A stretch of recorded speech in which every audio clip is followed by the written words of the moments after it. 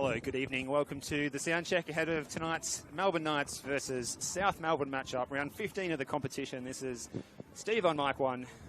Good evening. And Mark. Hello, testing 1 2 1 2 testing.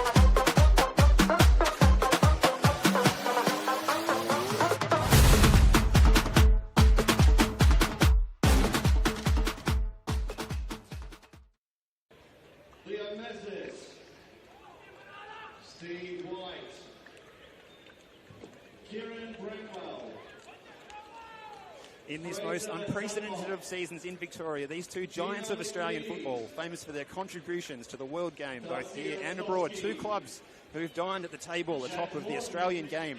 A rivalry that's 65 years young, winners of a combined 6 National Soccer League championships between them, face a different proposition as they walk out onto Thomsett Stadium, home of the Melbourne Knights, by the old quarry in Sunshine North, the venue where these clubs have had some of the fiercest battles on the Australian sporting landscape over the years. And that ferocity of years gone by will be called upon by these young men of the Melbourne Knights and South Melbourne, who find themselves sitting in the bottom 2 places of the NPL Victoria table, facing the genuine proposition of relegation here in season 2025 to the VPL 1. With just 12 matches to save themselves, the great escape for these clubs needs to begin in earnest. John Markowski, a national championship winner with the Summer Street outfit as a player, now takes the reins of the embattled side for the first time, hoping to inspire the Knight squad to bring a much-needed new coach bounce. While South Melbourne, now under replacement manager Sinisa Kohadzic, possibly looking further afield to Bilbao for inspiration from their favourite son, Ange Postecoglou, winning his first ever European Continental footballing trophy as an Australian coach with the Spurs on Thursday morning, a man made of the blue and white DNA of South Melbourne. Well, hello and welcome to Thomsett Stadium in Summer Street in Sunshine North, coming to you live on the NPL Victoria live stream, Friday evening football in round 15 of the competition, where the points for these sides tonight would be worth their weight in gold.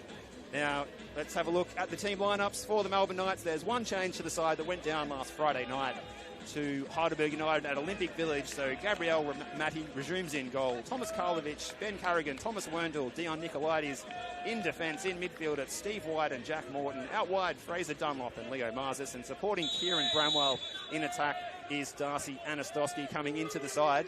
And we'll get to that South Melbourne lineup in just a moment. But my name is Stephen Curtin, and looking forward to bringing you all the action over the 90 minutes as South Melbourne are on the attack here early, away by Werndl.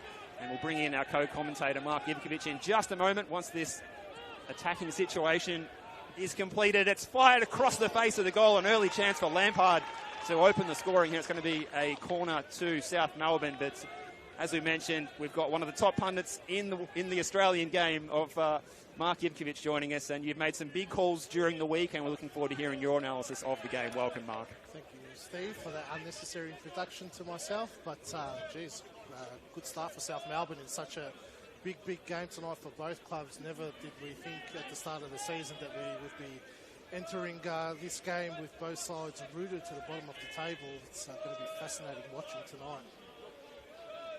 Well, we await the corner kick, the left footer from Lampard. It's driven into the top of the 6-yard box. It's away by Bramwell, so it doesn't beat the first man this time. So a good tempo in the opening minute here, and it's going to come back out to Lampard, who can shape to supply the cross. He puts his foot through that one to the back post. Luca Durso, one of the faces coming into the 11 today, is on the end of it. Pressure from two Knights opponents. And the crowd making some noise as well. It's time to stand up and support your team. Here's Marzi, combining with Bramwell in the long sleeves, charging forward, trying to get the Knights up the park. He's going to try and go his own way. His attempt is blocked. And we'll look at that South Melbourne lineup as well. There's two changes to the side that went down to the bottom of the table team at the time, Port Melbourne, by 2-0 last Sunday. So George Mells, who turns 28, drops out of the team today. Harvey Lopez comes in. So Harvey Lopez resuming in goal. In defence, it's the same back four of Lampard, Yankovic, and Glaze and Evans. Sam Franco is in midfield with Jack Pope and Luca Durso, who comes in to replace Mells. Out wide, it'll be Rob Harding, who's come into the team tonight to line up on the left-hand side. Jack Pennant-Andrews on the right, and Noel Bernard up front. Here's a touch for Evans.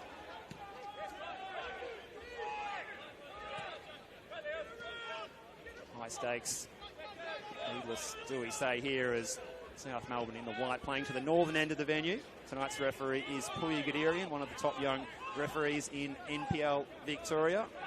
He's assisted by Mark Tito, Neil Samser, and Max Hanlon is the fourth official tonight for this one. As Thomas Werndl's in possession here, looking to skip forward, combined with Dion Nicolaides, the left back. Glaze playing the ball through the line here. Coming out of his box is Matty, and he's come out of his box to good effect there. We'll talk about taking inspiration from Bilbao, Steve. I think Sinish Hadjic had a look at Manchester United putting Harry Maguire up top, because it looks like Lucas Inglese up top for South Melbourne tonight with Jack Painter Andrews as one of the centre-backs. Glazer playing off Bernardo, which is a bizarre move from the South Melbourne coaching staff. Keep an eye on that as play develops.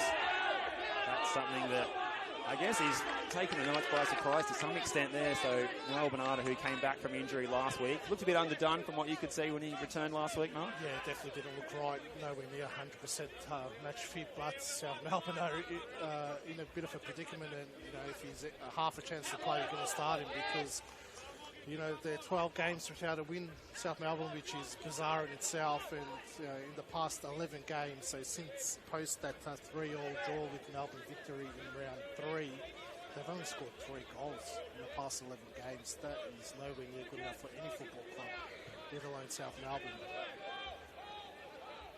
We'll try and get the attacking going here, but it's out of play. We mentioned those changes for Sinisa Korhadzic, the other player dropping out of the starting 11, aside from George Mells, who's out of the squad altogether, is Charlie Leach, who finds himself on the bench tonight. The other subs for Sinisa Korhadzic tonight is Cooper Head, Campbell Doverson, Jonathan Fithoulis, Cooper Halfpenny, and Zach Spiteri, who's only made the pitch in the senior team a couple of times this season. While for John Markowski in his first game with the club where he was a national title winner, on the bench tonight, Stefan Brestovic, Alex Hurd, Stephen Lawless, Mark Petheriotis, Aidan Vuletic, and Joseph Lettieri, who scored a double against Northcote City in the Doherty Cup, and it was an impressive double by the 17 or 18-year-old. Good work by the young man nonetheless. It was impressive by the whole youth team that played the game. Virtually, it was even led by the youth team coach Marian Svitkovic. Markowski wasn't even coaching the squad on Tuesday night, so it was a credit to the squad that rolled out on Tuesday night to come close to winning that cup game. But obviously all focus is on tonight's game for both clubs, really. Both sides need to win tonight. The draw's not good enough for either side.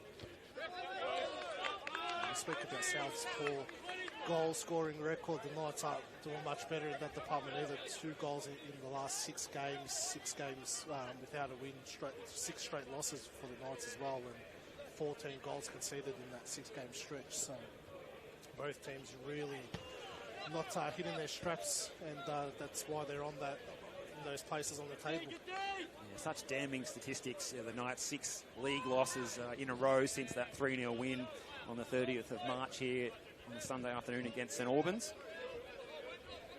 Yeah, for South, no league win since the last original derby back on the 17th of February. That is a long, long time ago. Monday Night Football, round 2 of the competition. And wow, in that particular fixture, that was also, like tonight, the match of the round, but in very different circumstances. Both teams had started the season opening their account with the 3 points.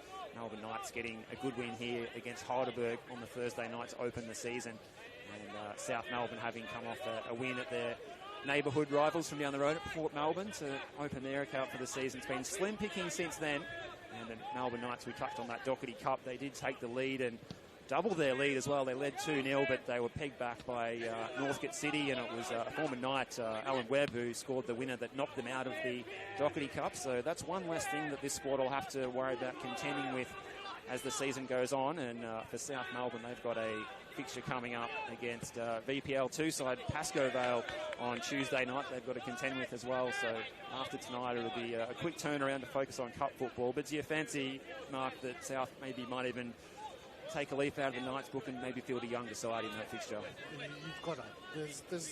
You do not need a cup distraction in a relegation battle. South can thank their lucky stars that everyone around them has struggled to get points as well.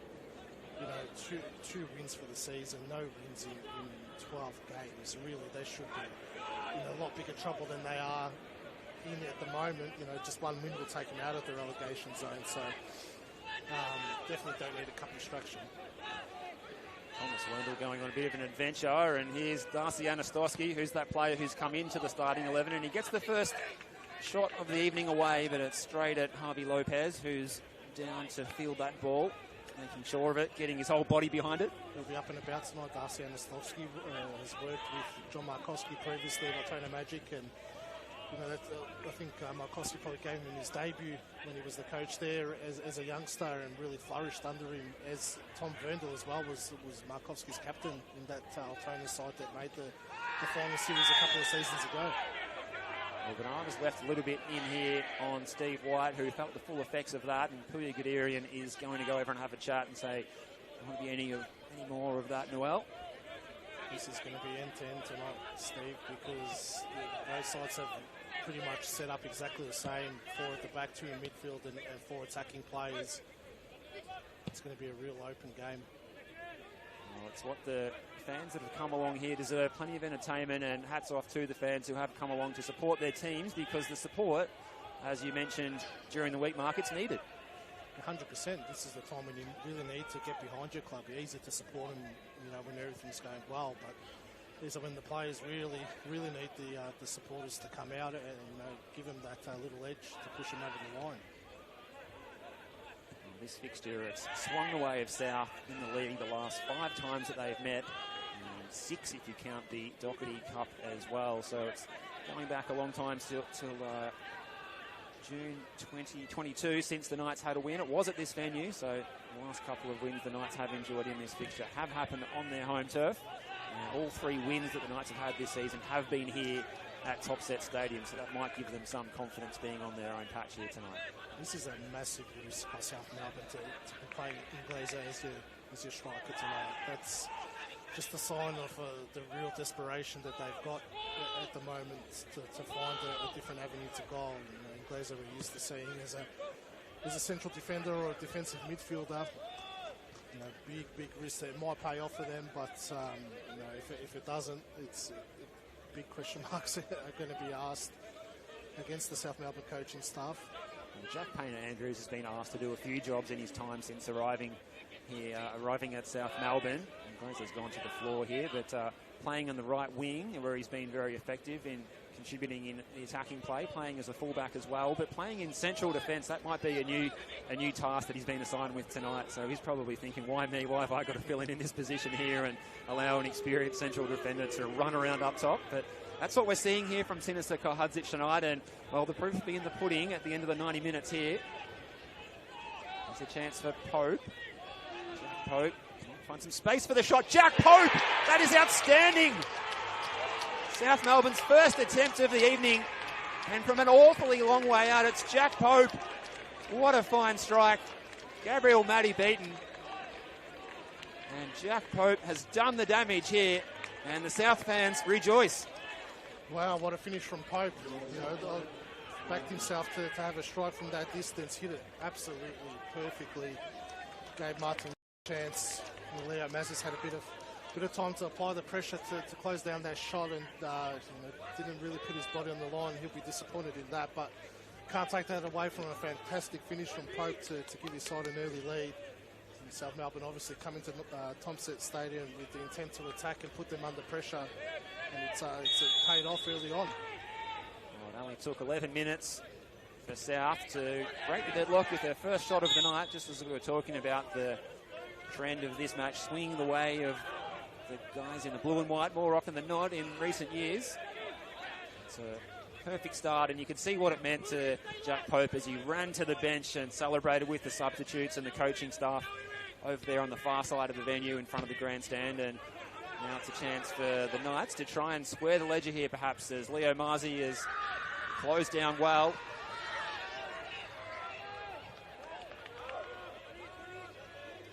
That South defence. It'll be a throw for the Knights. Nicolaides to take. Good body work from Bramwell. Trying to find a bit of space in the penalty area. Nicolaides providing the overlap, but it was well read by Evans, who was alert to the danger. Steve White in the captain's armband. Back to Werndl, 26-year-old, and Carrigan in the centre circle. He's got a bit to contend with there, but he had fast enough feet to deal with the pressure from the South front line.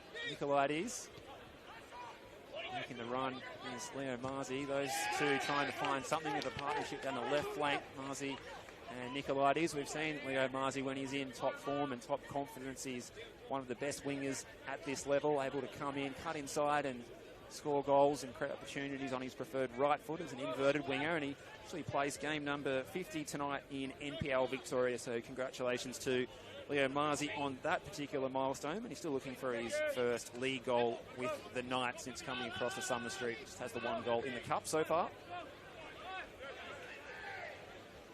These Knights are really struggling with the pressure that's being applied from South Melbourne tonight.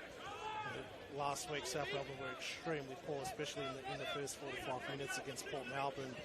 It's a big reaction from them to respond from that poor performance. Obviously, had a lot of things to work on, and it's beginning to show on the pitch already tonight that the work rate has been unbelievable from the South Melbourne players in the first 12-13 minutes of the game. Knights unable to pick away through this defensive shape of South Melbourne. Plenty of intensity about it, but they might be able to get through here with Dunlop. Bramwell was in the middle. It was well away by Yankovic, who was well positioned again. The header was to Steve White, who picked up the loose ball, and now Bernarda is pushed to the ground. Unusual to see Bernarda shoved down like that, and it's clearly a player who is looking to get back to full fitness, and he's not quite there yet. And here's Marzi. A little reverse pass, but not on the same page was Darcy Anastosky, who apologises for not making the run in behind when maybe he should have. It's probably the right pass from Marzi's there. Anastosky just didn't read that or anticipate it properly.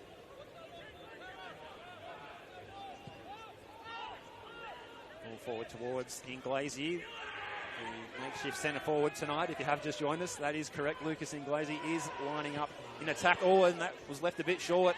Marty got there just enough time. He's cleaned up Bernarda in the process, and Pope's full of confidence. He's got one for this evening, and his attempt there has earned South Melbourne another corner opportunity, and Jordan Lampard will be going over to try and put in a quality ball into the box here and improve on his previous effort from the corner kick opportunity in the opening minutes. Hospital full pass and a half from the Knights. Geez, really put Marty under pressure in that situation. Did well to just about get away with that. And again, the pressure from South Melbourne at the moment is overwhelming for the Knights players. The Knights can't afford to concede again here.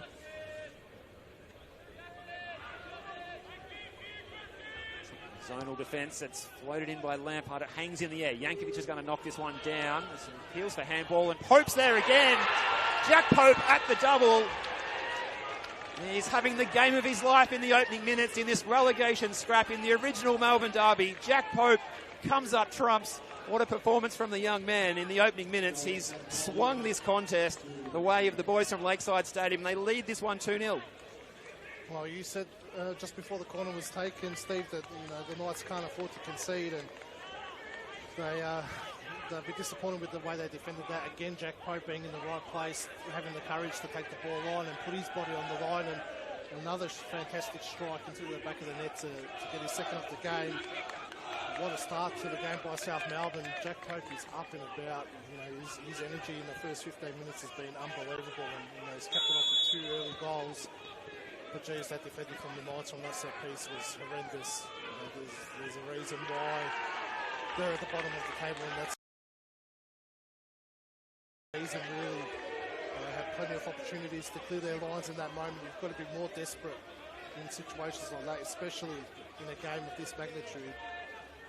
This is the dream start for Sinisa Kohadzic, who's chasing his first league win since being appointed. He's just had the solitary victory so far in the Cup against Bentley Greens, where they had to go the distance, 120 minutes it took. Andrew Messaruni to score the winner that got them over the line against the VPL 1 outfit. This is definitely not the way John Markowski envisioned his opening game to go. The first 15 minutes, they've been poor, the Knights. They really can't settle on the ball.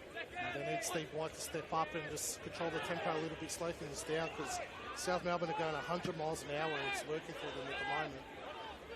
Clear game plan from them to show early intent, put heavy pressure on the Knights. It's paid off. 2 early goals, early lead, 15 minutes into the game.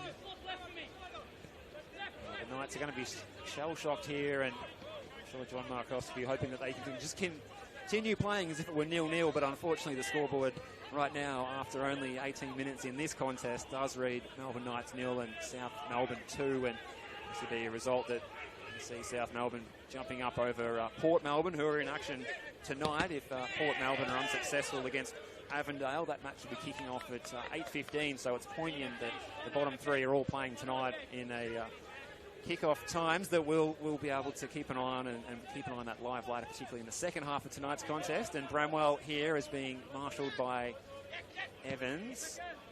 All through. It's a touch for Harvey Lopez here, getting some advice from the children behind the goal. So far so good for Paynter Andrews as the central defender. He's kept Bramwell very quiet. Looks very composed in that position as well. You wouldn't pick that one. You'd think his size would probably let him down a little bit, but he's got a lot of experience, Paynter Andrews, and knows how to read the game. So that could be a smart move in the end by the South coaching staff. He's got a lot of energy tonight, especially Luke Durso as well. He's been given an opportunity in the lineup tonight. He's really his work rate's been really good in the opening parts of this game. He hasn't had a heap of opportunities. He's made the park for the senior team 9 times this season, but a lot of them off the bench for short bursts, but relishing getting the start here. And Jack Pope, more than anyone else, is relishing the opportunity to play in this high-pressure game. Mark, as a player, what goes through your head leading into a match like this? Well, we'll have to just pause here because South Melbourne's on the attack again. Steve White's going to try and quell the danger. Here's Bernarda going at Karlovic. He's forced to go back. And Glazy, he looks like a centre-half when he's in those wide areas. He's struggling in those situations. His work rate, his pressing has been really good. And I wonder if that was one of the factors why they've played him in that position. The Knights have been poor defensively this season. I wonder if they identified something with putting in Glazer there just solely for the press to work with Bernarda, probably ease Bernarda's workload as he's not 100% match fit, and let him ease off a little bit and letting Glazer do the running. His pressing's been exceptional and really put the Knights defenders on the back foot. He's a good ball forward finding Dunlop, and he's forced to track back though. Good pressure again. The intensity of the defending at time was from Lampard, and it forced the Knights to go back again, and they don't want to get caught in this U-shaped possession, going backwards and forwards and allowing the wall of white shirts to sit behind the ball here. They do need a little bit of this at the moment, though, the Knights. Just get your foot on the ball, slow things down. The game's been played at a frenetic pace in the opening 20 minutes. Just slow it down a little bit, slowly work your way back into the game. Still plenty of time for the Knights to get back into it. If they can get one, the South Melbourne defence will be a little bit shaky and they'll get the momentum back. Just need to slowly work their way back into it. Here's Nicolaides. Marzi playing the ball a little bit too easily, and it's going to play for a Knights throw. But as a player, Mark, what goes through your head when you've got the pressure of a relegation battle? We've got to go out there and do your business and do the business to save your club. It's a lot of pressure, Steve. Some players can deal with that type of pressure and can put in a performance of their life, to save the club. And sometimes it's a little bit too much for some players, and that's why you see big clubs get relegated at times, because the mentality of the player isn't right. The talent's there, but the mentality's not. Here's Marzi going to step inside. Pope trying to close him down. He got the attempt. It was off the body of Paynter Andrews. No penalty for that opportunity, though.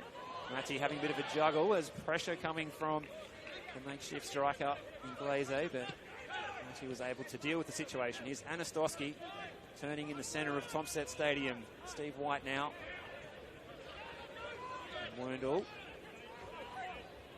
Here's Morton. He was the only player surviving from that starting 11 that beat the South Melbourne side when they last met back in 2022, and Steve Bebic was the coach. It's a good ball through, but it's made by Yankovic. Oh, has he knocked that out for a corner kick? Oh, it's going to be a goal kick, is the decision from the assistant referee over there on the far side. I think the Knights will be banking on some of that last-minute drama in that game that you speak about, Steve. 94th minute winner from John Albano that night. Seems like a lifetime ago now for the Knights supporters.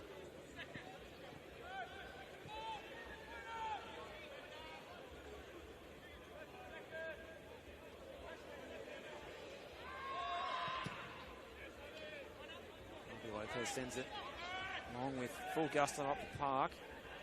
By White, almost down the players' race. So, game just airing out a little bit after a frenetic start. And Jack Pope has scored a double. If you have just joined us, hope you're enjoying this contest. We know we've got a big viewership in Melbourne and regional Victoria and across Australia and even overseas tonight. So thank you for your company on the NPL Victoria live stream. As the fog here hangs over Knight Stadium, looming like the threat of relegation that these two sides are facing at the moment. But it's South Melbourne who are handling the pressure best. Turned it over here, so maybe a chance for Marzi to get on the end of this ball. But again, makeshift central defender in Painter Andrews is able to mop up for his mistake. Needed to carry the ball there. Bramwell rushed that pass, wasn't on, had plenty of space to carry it. They're the moments, you know, that you've got to wait for South Melbourne to really make a mistake now to work your way back into the game. Well, South Melbourne going into this match, a young lineup, particularly in that central midfield area. Look, and you see Durso and you see Pope and you see the likes of Sam Franco as well. A really young midfield three, but it's the players that aren't on the team sheet that are striking. Admittedly, there's no Chris Oldfield for the Melbourne Knights, and such a key player he is and irreplaceable. But for South, there's no Brennan, there's no Archibald, there's no Mells, there's no Marshall, there's no Mikla. I think when we were arriving here tonight, we were thinking that this is the Knights' opportunity to get the points here, and it hasn't turned out this way in the first quarter of an hour. I think they would have been thinking the same thing, really, going into the game and seeing the team sheet, and they're shell-shocked from the performance from South Melbourne early on in that game. Really put them under severe pressure, and they just couldn't cope with it. I think that stems from South's performance last week, which is nowhere near good enough. And the players have probably recognised that, and they've bounced back so far really well. This is what they needed to do last week against Port Melbourne. This is virtually what Port Melbourne did to them. Winning this ball into the corner. Evans is going to try and see this one over the byline, and he has done successfully. The concerning thing for the Knights, though, is we saw this a couple of weeks ago, a similar type of performance against Altona Magic. They got out of the blocks early, Altona, a team that was struggling to score goals prior to playing the Knights. South Melbourne, in that same position. And the same thing's happened again. And, that game ended up 4-0 in Altona's favour. Knights never really got back into that game. Touch for Harding, who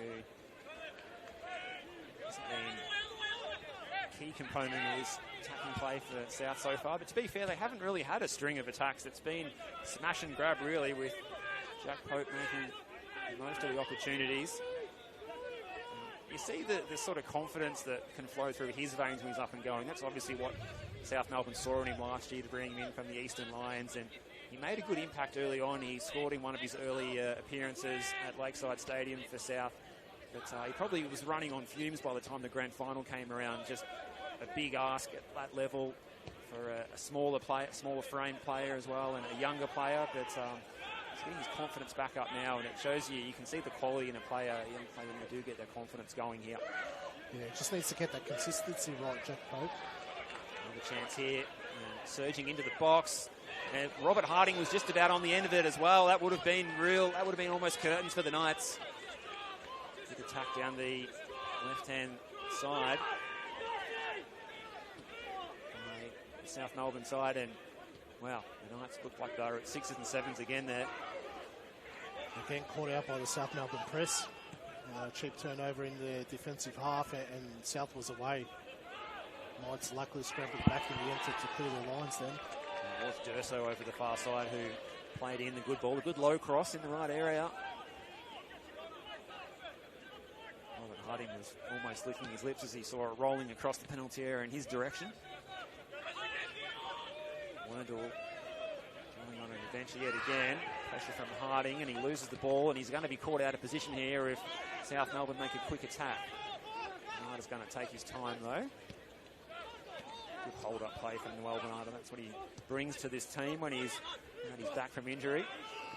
Click on by Inglese was somewhat in the direction of Harding, but the Knights were able to mop up. A little bit scrappy out there. We weren't expecting this one to be a classic. The form of these sides, the confidence of these sides going into this match, and the league position would suggest otherwise. As the old saying goes, Steve, the table doesn't lie. It doesn't matter what your stature is as a club. Results are the true reflection of where you're at. The reality is, South Melbourne's won 2 games and Melbourne Knights have won 3. Extraordinary stuff. Few would have believed that if you had told them at the start of the season that these two sides, these two powerhouses of Australian football, would have found themselves in the bottom 2 places of NPL Victoria. And after tonight, there's just 11 games to go for the season 2025, and a very real proposition that VPL 1 football could be coming here to Topset Stadium next season, or even to Lakeside Stadium as well, is quite extraordinary, especially after South have put in so much work into their bid for the National Second Division, which they will compete in October and November this year. Well, if history is anything to go by, you need about, I'd say, 7 wins to be safe from relegation. So there's still a lot of work to do for both these sides, to get to that 7 wins. And it's made worse as well for these clubs by the fact that, unlike the last few years, 3 teams will go down, it is a high number out of a 14-team comp, but that's the way it's been structured this season, and it's very clear that's the rules, and that's what's going to happen into the season. And then teams like Altona, who've been cellar dwellers so far and able to score goals, have turned into a Western Suburbs version of Brazil and started banging in the goals and shooting up the table. It makes it even tougher for these sides that find themselves also at the bottom of the table, down in their luck, down in their confidence. All across the park there by Karlovic. It's picked up by Marzi. Trying to get the better of Morgan Evans here is Leo Marzi. Floats it on his left foot. It's not a bad cross, but there's plenty of South players back in the white shirts to nod that one away. Yeah, I went off the teams that had finished 3rd last and survived in the previous years.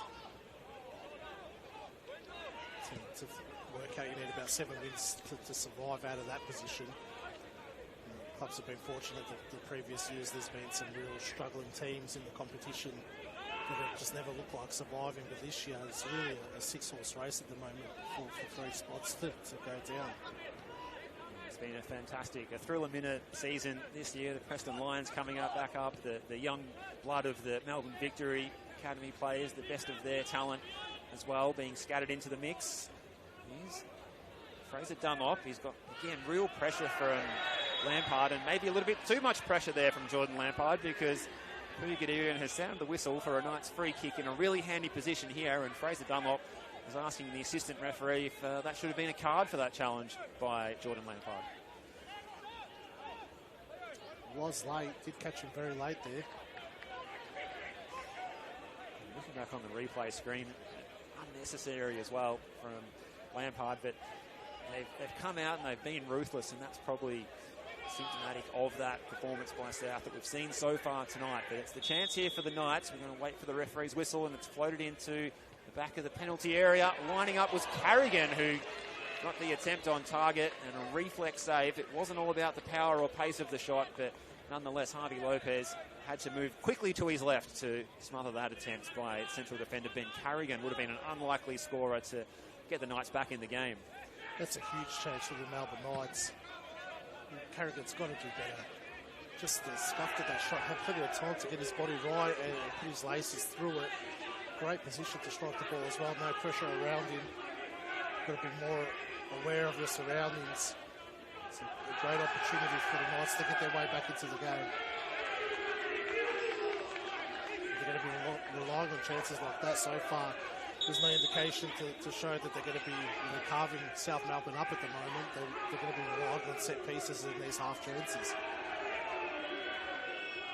We will see South attempt the long throw here. We fancy not. There's plenty of passion coming out of the Mark Viduka stand on the far side. Plenty of noise from the fans that have gathered here in a tense atmosphere. It's a 2-goal cushion for South at the moment as Lampard sends in the throw away by Carrigan, who squandered that opportunity just a couple of moments ago for the Knights from the free kick. So a scramble in the boxing shoot. Space for Dunlop. Couldn't find anyone in a red shirt. There's White trying to get the ball back on the floor. Lucas and Glazy running around up front. It reminds me of Tony Gustafsson sticking Alana Kennedy up in attack for the Matildas in the World Cup against Nigeria. And he's done this from the opening minute, not from the last 10 minutes, as Sinisa Kahadzic. And he's doing his best to occupy the Knights defenders, and it's the midfielders who are on the score sheet tonight, and one in particular in the shape of Jack Pope with 2 goals. The first one even better than the second.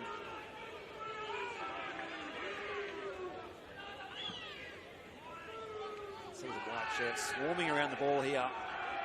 Bernarda's gone to ground a little bit theatrically here, and Puyi Guderian is going to have to go over and sort out a situation that is rather unsavoury on the far side, as we've got most of the players out there engaging in a melee, and you can see the tension is really boiling over here, Mark. It's always going to happen, Steve. I don't think this will be the last time we see this tonight, but high stakes for both clubs. Jack Morton and Jack Pope might be in a little bit of trouble here. A very late challenge from Jack Morton and a very unnecessary reaction from Jack Pope. Players out there playing with their hearts on their sleeves, and you can see it there. The players,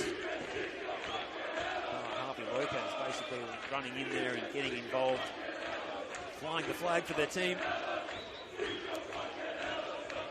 Sometimes you need a spark like that to really get yourself going. I think maybe this could be a turning point for the Knights to get themselves back in the contest. If South have lost their composure here, particularly their goal-scoring star of the night, Jack Pope, who's been dragged out of the middle of this huddle, and Jack Kaner-Andrews has got his arm around the youngster. They want it to be a spark because they've been extremely flat in this opening half an hour. The Knights are really stretched as well. It's the lines between the midfield and attack and defence are really stretched at the moment. It's bizarre the way they're playing at the moment too. They're trying to retain possession, but you've got 4 attackers, 2 midfielders.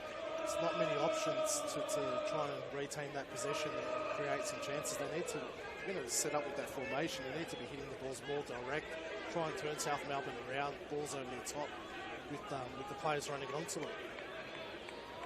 Puyi Guderian's having a lengthy chat with both 4th official Max Hanlon and also the assistant referee on the far side. And you can see the assistant referee on the near side speaking on the intercom as well. So all of the match officials, Puyi Guderian, Mark Tito, Will Samsa and Max Hanlon, dissecting what unfolded in that all-in scuffle that took place right in front of the technical area there for the visiting side, South Melbourne. It always seems to inflame things a level more too when these incidents happen right in front of the bench. It's like it's magnetised to happen in these kind of areas, Mark. More people can get involved in those situations there. And unfortunately, it's right under the 4th official's nose as well. What's going to happen here is Puyi Guderian refereeing his first original Melbourne derby. He's a project and export finance manager by day. He's under pressure here to make some decisions. He's shown a yellow card in the direction of the South Melbourne bench. It looks like one of the coaching staff. Looks like Darcy Anastosky's pleading his case as well. Hopefully we will be able to continue 11v11 for the remainder. However, Jack Pope has gone from hero to villain in this clash. He's been shown a straight red card. And Jack Pope, the man who swung the game in South Melbourne's direction, has now swung it back the other way by being given the marching orders for his involvement in that all-in stoush between the players of the Knights and South Melbourne. He was the instigator of that melee, really completely unnecessary for Jack Pope to get involved in that. No need to go across to Jack Morgan and get involved. Had nothing to do with him. And now he pays the price.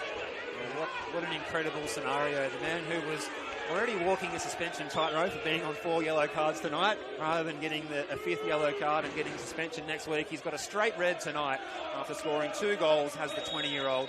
And now the Knights fans are making noise because they can spur on their players to try and chew into this 2-0 deficit they face now that they're only against 10 bodies out there in the white shirts. This is where the Knights need to put their foot on the pedal. You gain a little momentum shift from that incident. If you can get a goal in this 10-minute period before half-time and really get them back into the game and ask questions of South Melbourne. Obviously, they're going to go into a deep block now, seeing Glazer dropping into the midfield. Fancy the Knights are going to get plenty of possession of the football now, but it's going to be about the quality they can muster up to pressure this South Melbourne defence. Is probably going to drop deeper and deeper, and here's Nicolaides in the penalty area, floating it across the box. Queuing up for it is Dunlop, looking for his 3rd of the season, and his volley is blasted over the top of Harvey Lopez's goal, and he should have got that one on target. 100% he's got to hit the target from there, Steve. Again, no pressure around you. Get your body positioning right. He had time to take a touch as well. Just blaze that over the bar. Panic. That's what happens in these big games, Steve. It's what sorts the men out from the boys. You've got to have composure in those situations. Harvey Lopez is scrambling. Got to hit the target from there. There's not really too many excuses. It's perfect conditions out there. There's not a breath of wind either. That's why that mist and fog is hanging over Knight Stadium here, just nearby the Maribyrnong River Valley in Melbourne's west. We hope you're enjoying this contest. Round 15 of the NPL Victoria. The two bottom sides in a stoush in more ways than one here to try and save their season and this top flight status of their clubs in Victoria's top flight here in season 2025. Here's Morton. He might get space for the shot. It's Jack Morton. It's not far away either. Well, they just opened up for him there, and that's 2 times in as many minutes there, Mark, that the South defence has conceded goal-strong opportunities to the Knights. Well, like I said, there's a momentum shift. That incident, definitely the Knights have smelt blood a little bit. And South Melbourne's on the back foot now. They just need to get to half-time without conceding and regroup. I heard this kind of noise coming out of the Mike Viduka stand here for the Melbourne Knights in, say, a few years. They had a season two years ago where they were only a game out of making a grand final, and it's dire situation has galvanised some sections of their support group, and it's good to hear them making some noise and some atmosphere here to spur on the boys, and they need it because they're trailing by 2-0 here. 2 goals for Jack Pope, if you have just joined us in the opening stages of this match. Prior to him being sent off for his involvement in a scuffle over in front of the Mark Viduka grandstand and the South Melbourne technical area on the far side. Just under 5 minutes until the players disappear up the tunnel. There'll be a healthy amount of stoppage time given that there has been 2 goals scored and there was a lengthy delay to sort out the sanctions that were given after that scuffle took place. A lot of work expected off Bernarda now. Adding Glazer, they're helping out with the press. Glazer's dropped into midfield, so that Bernarda leading the press on his own. It's going to be a real test of his match fitness. So if you are a South Melbourne fan tuning in, we did see that Andy Brennan and Jake Marshall were here doing some extra fitness activities to try and improve their match fitness to make a return into the match day squad. That was going on the pitch prior to the game, as we do see these days, players getting in those extra minutes for their training that aren't involved in the match day squad that are looking to return from injury. Stosky's ball was off target.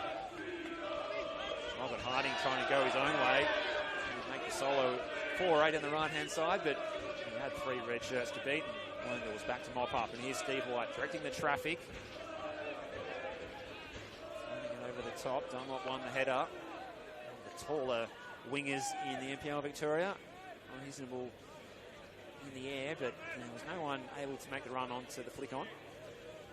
Interesting to see how John Markowski reacts to this one-man advantage.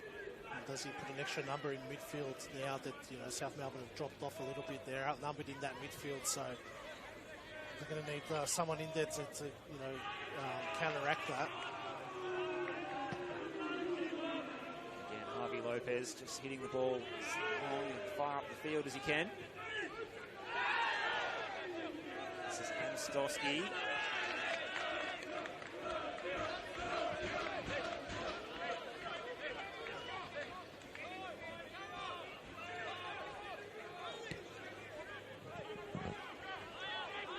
Carrigan now.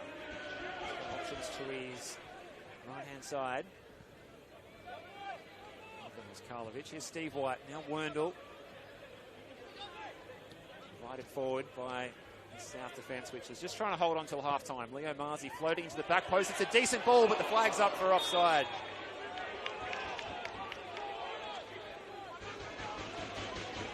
Like Thomas Karlovic, the right back, making the run. He wasn't aware of the offside flag again. Another poor effort on goal. It's a good ball into the area for Marzi's. You've got to be hitting the target from that sort of opportunity, regardless if it was offside or not. Certainly snatched at the opportunity like a defender. He's enjoying playing as a fullback. He's been deployed as part of a back three, which has been Ivan Franic's preferred defensive shape in the earlier part of the season when the former Socceroo was overseeing things here at Topset Stadium.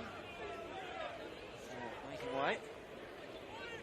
John Markowski in his first game for the club, where he was a National Soccer League champion, has got it all to do here, but he has got the concession of being only against 10 men for the remainder.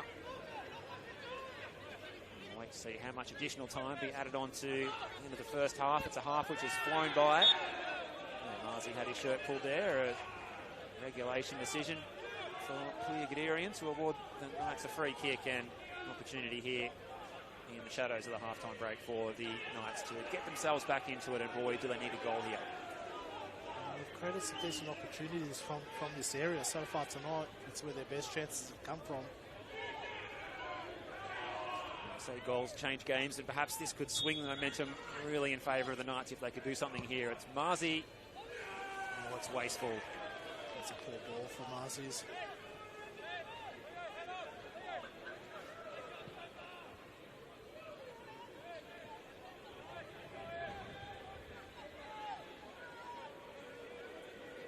Confirmation. Max Hanlon on the far side there, our fourth official. 3 minutes, so just the 3 minutes added on. So a couple of delays, a couple of goals as well, but the primary lengthy delay was for the scuffle that took place over on the far side around 10 minutes or so ago. Carter almost getting in behind Thomas Werndl. Thomas Werndl's been pretty solid so far in defence, and I imagine, as you mentioned, Mark, is enjoying being under the tutelage of John Markowski again, a player that he played some very good football under when he was over at Paisley Park a couple of seasons ago on Altona Magic's run to the finals, an unlikely run it was. Goal kick is the decision here, and the Knights fans pretty happy with that call from Puya Guderian.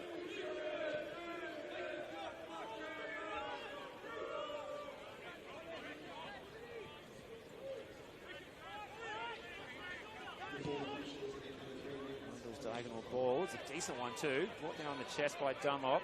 Pressure from Durso. That's superb tonight, Durso. Big impact coming into the starting 11. Well, Werndl's going to... Well, you just fancy that South Melbourne are inviting him to do that, the centre-back. Yeah, inviting him for a reason. Because there's no chance that Tom Verder's going to score from there. It's a real momentum killer, that one. Doesn't score many, just the one goal he scored for the Knights in NPL Victoria. Round 26 last, final day of the season. One of those sort of days where even defenders are scoring. Away at Green Gully.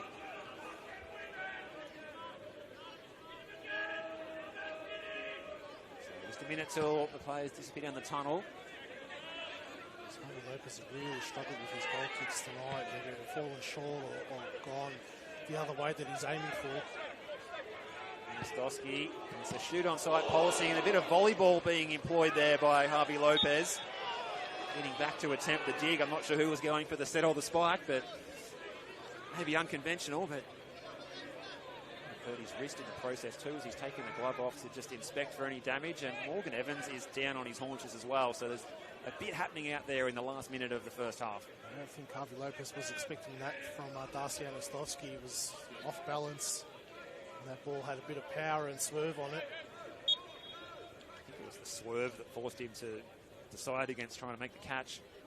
Just looked quite unconventional from here, and the shot coming from so far out. So there's the stats. That's with 3 shots on target. South with 2. South lead 2-0. Well, really, the only 2 chances they had were the 2 goals that Pope scored. So a somewhat smash and grab first half here by South. As the whistle goes for half-time, Puri Guderian brings it to a close. South Melbourne fans will be smiling, but they'll be somewhat pensive about the fact that they've got to play a whole second half with 10 men. But the way the Knights have attacked so far, they might fancy themselves to go the distance here and get the job done with that 2-goal cushion mark. Yeah, well, the red card's a big momentum shifter in this game. Knights looked nowhere near it prior to that. And then, created a few decent opportunities in that final 10 minutes, split the man advantage. Still a lot of work for them to do.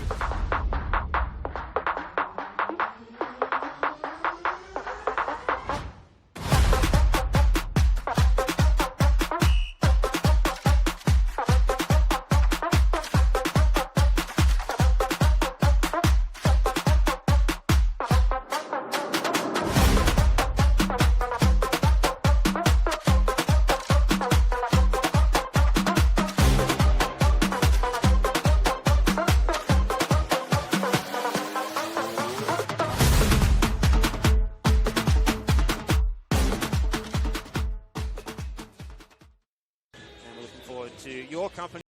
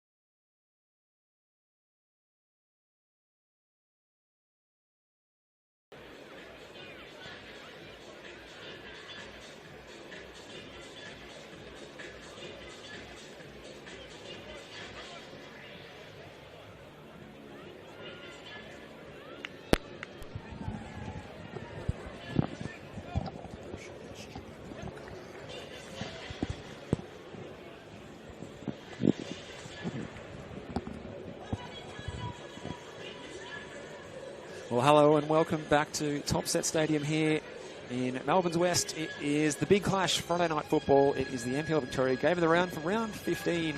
And it is the Melbourne Knights trailing at the moment 2-0. Jack Hope scoring a double and then being sent off.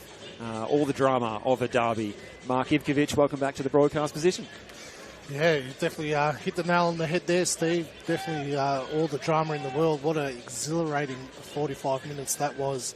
South Melbourne really came out of the blocks. Knights were bamboozled, really had no answer to it. But reacted well post-red card with the man advantage. Looked more threatening. They'll take a bit of confidence from that going into the second half, but they really need to start the half on the front foot.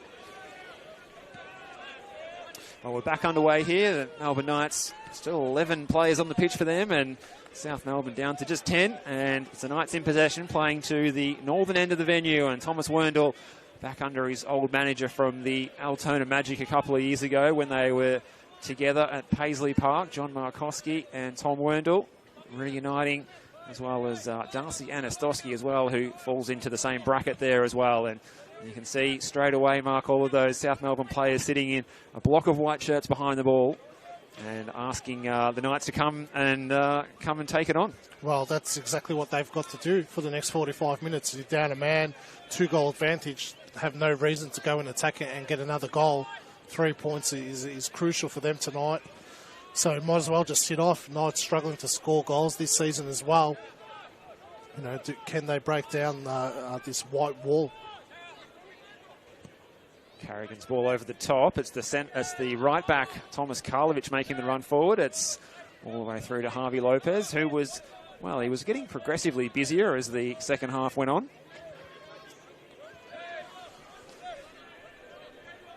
And what do you think the message would have been for the Knights from their new coach, John Markowski, at halftime, Mark? Well, they need to move the ball quicker. I'm imagining he would have told them. You know, the ball speed's been really, really slow tonight, and that's allowing South to really set up their structures really, really well, especially now going down to 10 men with the way they're going to set up. Knights really need to move the ball a lot quicker, you know, and turn them around. It's Dunlop, good pressure from Evans. And the whole time, South Melbourne's just comfortably been defending in this game. They need more movement as well tonight. A lot of the players are just really stagnant. No runs in behind, no one dropping to come and get the ball. Just everyone just standing with their back to goal, waiting for a pass. You know, opportunities aren't going to create themselves. Here they come down the left-hand side. Dunlop receiving from Werndl as he floats it into the box, but it's straight into the waning palms of Harvey Lopez, who will enjoy receiving those sort of crosses into the mitts all day, like picking oranges in harvest season. And they're the moments that Knights need to be on top of their game tonight. You get into those positions, it's going to be hard to break down this defence now. You need to make sure your delivery is absolutely spot on.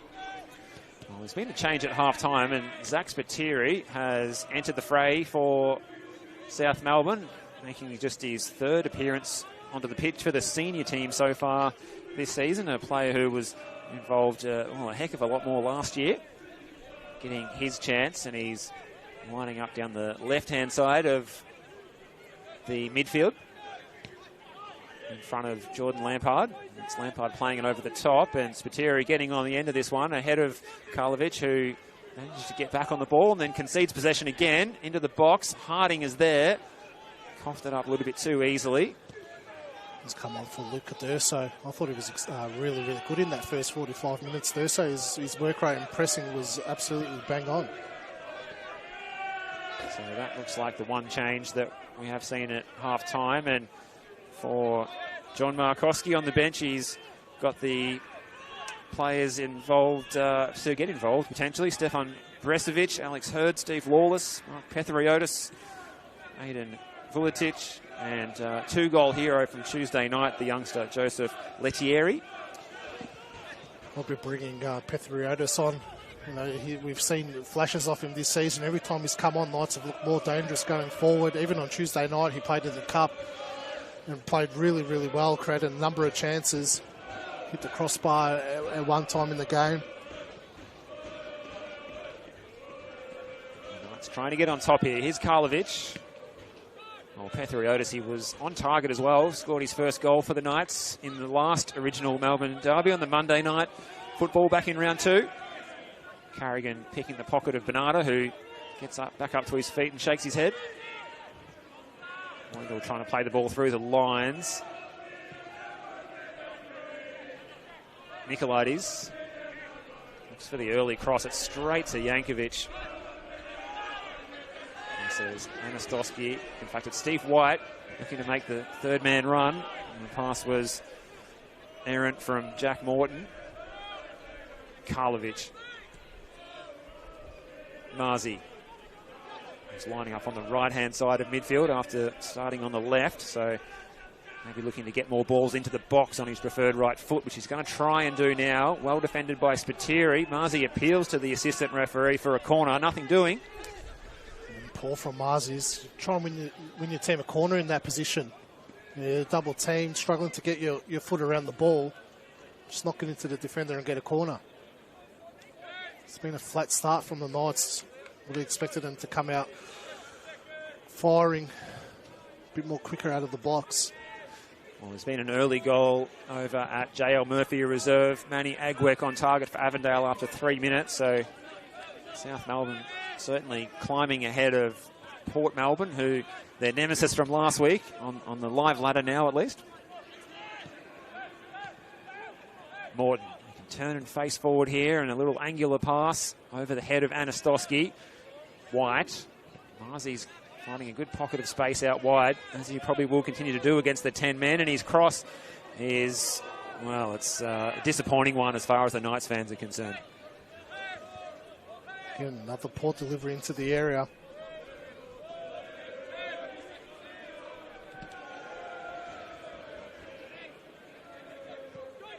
So, an exciting Friday night of fixtures happening, and there's goals in a couple of the other games as well. We mentioned Avondale leading on the road in the 8:15 kickoff. Oakley Cannons at Jack Edwards Reserve are leading against an informed Green Gully side. Flags up for offside here against Robert Harding, who didn't quite get the timing of the run right.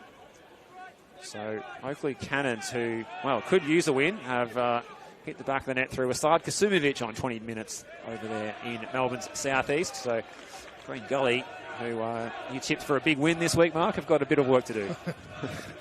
They're letting me down. Finally backed them.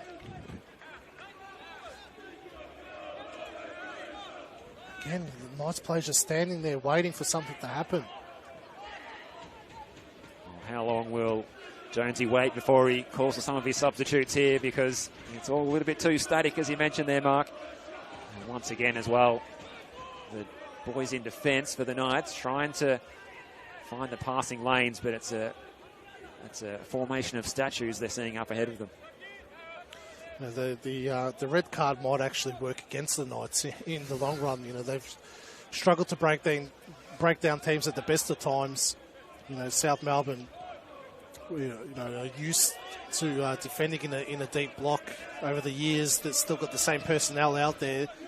You know, they'll be comfortable just sitting off. I don't think Knights has the firepower or the structure to break it down.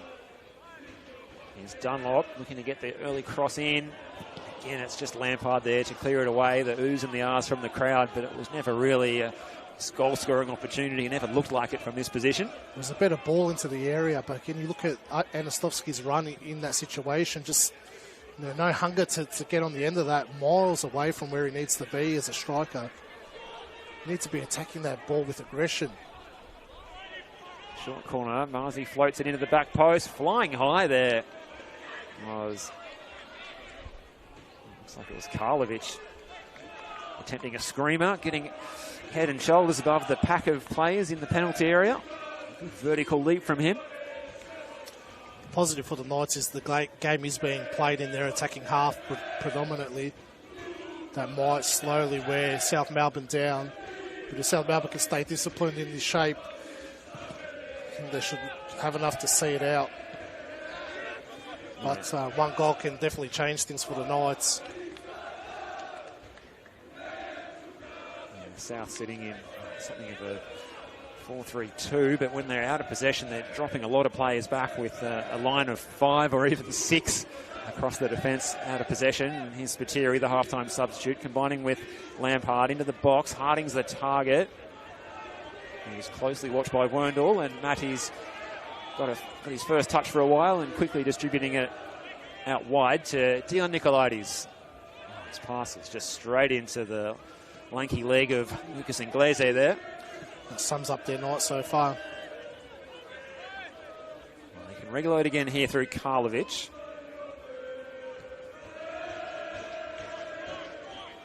And still finding plenty of voice trying to spur on these Knights players. Nicolaides in. Oh, the clearance was a bit skewy from Jankovic, but did the job. Karlovic is going to pick up the loose ball. Can the big right back supply the cross? And again, yet another cross from the Knights as straight into Harvey Lopez, who's enjoying himself out there. He's loving this. Yeah, I wonder at what point the players realise this isn't working and find a different avenue to goal. This is just going to keep giving Harvey Lopez a lot more confidence to come out for these balls. Carrigan's header, it sat up a little bit awkwardly for him. The pitch, while looking patchy, it's not the worst surface in the competition.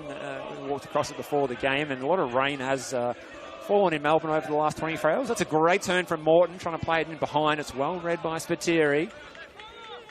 Up the line by Lampard. Sets a real task for Bernardo, who was never going to reach that, but a thumbs up for the idea.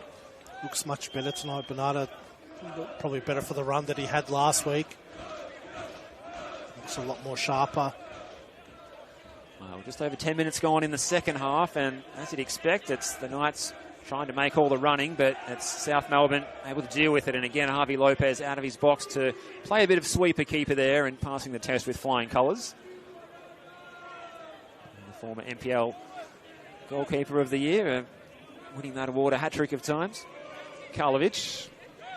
Dunlop, who's now switched across to the right-hand side, so a bit of positional rotation here from John Markowski's troops. Werndl.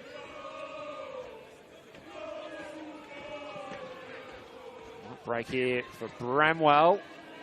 Attempt with the end step, and it's another touch for Harvey Lopez. Not a lot of power on the effort there from Bramwell. It was a standing start. He was a bit indecisive as well upon hitting it. We have seen him score some screamers over the years. Going to need something special from the Bramwell locker tonight to get back into it.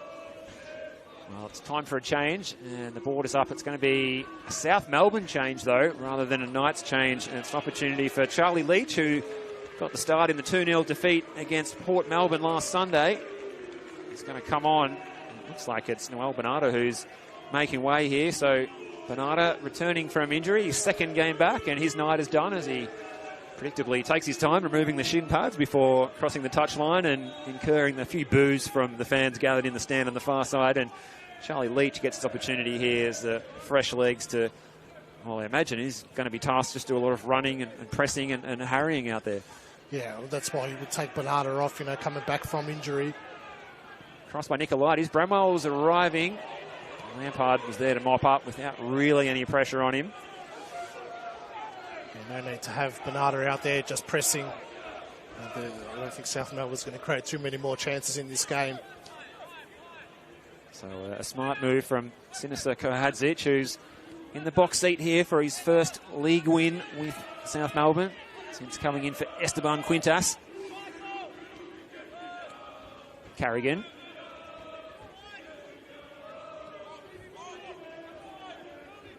Well, it really is a case of South Melbourne giving the ball to the Knights and saying, well, you try and break us down. And at the moment, it's the 10 men of South that are holding strong.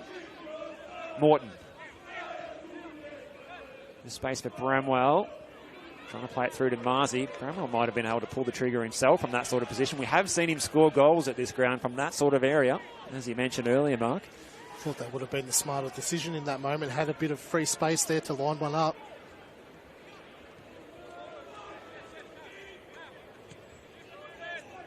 Dunlop again, who's now in this wide right position. Trying to move the ball here from right to left. Morton floating it in. Karlovic's header, well, just fancy needed to head that back square across the 6-yard box. Yeah, I think that's what he thought about initially doing and then changed his mind at the last second. It's a better passage of play from the Knights. Around the grounds, it's still Oakley Cannons leading Green Gully 1-0 on 33 minutes. And after the same amount of time elapsing at JL Murphy, it's Port Melbourne trailing Avondale by a goal to nil. Underway out at Dennis Steele Stadium, it's 0-0 between the Preston Lions and Dandenong City. Those two teams had some good stoushes in the VPL 1 in recent years. And finding themselves reacquainting their hostilities in Victoria's top tier. And these two teams here tonight, Melbourne Knights and South Melbourne, doing their best to stay in Victoria's top tier. Here's Carrigan. Nicolaides. Snapshot. Harvey Lopez was at full stretch. It was from a long way out. It's a good save by Lopez to hang on to that in these conditions. Well, we saw him go for the volleyball-style dig from a Darcy Anastosky shot from a long way out late in the first half. He was doing really well there to get down on all fours and hold.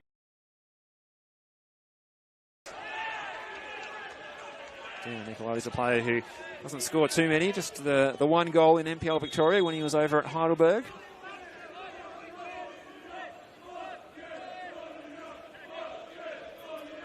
Double change coming up here, it looks like, for South. So it's Sinisa Kohadzic who's going to the bench while John Markowski's keeping his powder dry for the moment. And it's Painter Andrews who's going to get a really good ovation from the coaching staff after doing a shift as a central defender. His night is done. Looked like he copped a knock, hobbling off. Geez, what an offering. Glaze started up top, moved it to the midfield, now back in his central defending position. Oh, when there's so many injuries to the squad, it really calls for players to play a Mr. Fix-It role. Lucas Inglesi, who also plays as a number 6 quite often as well in a lot of instances last season in front of Yankovic and Marshall. Well, he did start up top, and then when Pope was sent off, he played as a midfielder, and Charlie Leach has fallen to the floor here, and there's a bit of theatrics going on. And Charlie Leach might have made a bit more of it than he needed to, but there's a yellow card out and the guilty party on the far side. You might be able to see better than me. We should have brought our binoculars along, Mark, for some of these instances. They're all occurring over on the far side. Yeah, it was the Knights assistant coach that pushed Leach over there.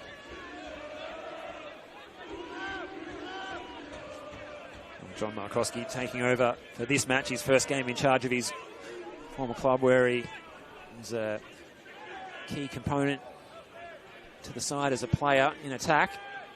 And now his team needs to do the attacking now. They find space for a shot here. It's well defended by the substitute Halfpenny, who's probably been underutilised by South Melbourne's 2 coaches so far this season, especially considering the amount of injury woes that the club has had in that part of the field. Considering the amount of times we saw him last season as well. He was certainly a go-to last season. Going to ground was Bramwell, feeling the ankle. Marzi almost trying to break through. There's a chance here for Dunlop. Oh, it's blocked on the first attempt and on the second as well. Fraser Dunlop thought he'd got the Knights on the board. I wonder if that initial shot just caught the trailing foot there of the South defender. Looked like he was really going to put his laces through it. It's a good save by Lopez. Great second save as well, but I think on the follow-up, Dunlop, you've got to go the same way. Go the same way it came from. I think Lopez had no chance of saving it on the rebound. And just panicking in these attacking situations are the Knights. You can feel the pressure that's on the players out there in the middle. Topset Stadium as this ball's floated in towards Bramwell. It's away by Yankovic. Missed on the first attempt by Karlovic, but he mops up and finds Carrigan. The Knights' central defenders playing a key role in the attacking phases as South Melbourne continue to sit deeper and deeper as they defend this 2-0 lead with the 10 men. Werndl resist the urge to pull the trigger. He had a lot of space and time, but he was an awfully long way out. Nicolaides knocks it into touch off the foot of Jack Pope. In by Werndal. Let's sit here. Karlovic. A bit of pinball on the edge of the South Melbourne penalty area. We said this match in the second half will be played in South Melbourne's half. It's being played in their own third or their own penalty area just about. These crosses as well from deep, they need to really travel a lot deeper into the south penalty area. They're always falling short on the edge of the area. Very comfortable for Jankovic and Inglese to deal with at the moment. The way it's looking at the moment, it'll be a 6th straight league victory in NPL Victoria in this particular fixture between South Melbourne and the Knights going the way of South. There's a touch for the substitute halfpenny. Just concedes possession straight back to Matty.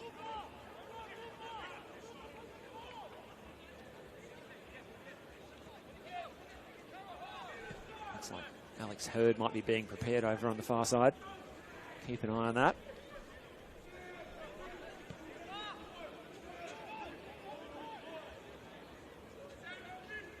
This is Jack Morton. Patience required here for players and fans alike for the Knights. Here's Dunlop. Cross into the box. Oh, it almost hit Bramwell more than him hitting it. And then Marzi's snapshot. Harvey Lopez didn't attempt to make the dive, and it just flashed past the post. That change is going to take place now, Mark. It's a like-for-like change, really, with Hurd coming on for Karlovic. Probably Hurd with a little bit more attacking prowess than Karlovic as a fullback. He's got a good delivery on him as well, Hurd. Well, he should get plenty of space and time in that right-back position to get some balls into the box, and it's going to be about the quality of those crosses at the moment.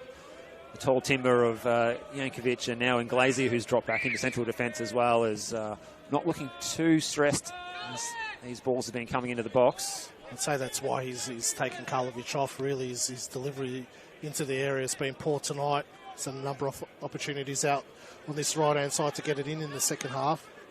So a more attacking option at fullback, Karlovic, who is probably more identifies as a central defender, and Hurd, who's more of a mobile player, more of a wing-back. Hit the post in the first game of the season, did Alex Hurd. He's still looking for his first goal in the league. I feel like that could have been the sliding doors moment for the youngster. Just hasn't worked for Anastovsky tonight, has it? He's really struggling when he finds a bit of space to utilise it. He would have been one with high hopes. As we said, reuniting with the coach where he played, I guess, the best football of his senior career at Altona Magic a couple of years ago. One of the leading scorers in the competition on their run into the finals in season 2023. Here's Morton. Looking for options. Nicolaides. The starting positions of Bramwell and Anastovsky are way off. They're standing way too deep, too close to this pack of defenders and midfielders carrying the ball. And that previous play there, Bramwell and Anastovsky probably 2 metres away from Carrigan carrying the ball. A chance to supply the cross here, and there's a couple of players in the box. Fraser Dunlop was one of them who tried to direct it goalward, and he thinks that he should have got a corner out of that situation. Goal kick is the decision from Pulya Gadirian. Bramwell and Anastovsky need to stay high and ask questions of Inglese and Jankovic. Get them to drop off a little bit deeper and create a bit more space in that zone there. It's way too congested. No need for them to be getting involved in those areas. Another goal gone in around the grounds. If you're following the VPL one tonight, the league leaders Melbourne City have opened the scoring against the Bentley Greens at Kingston Heath. It's on top of the table clash there.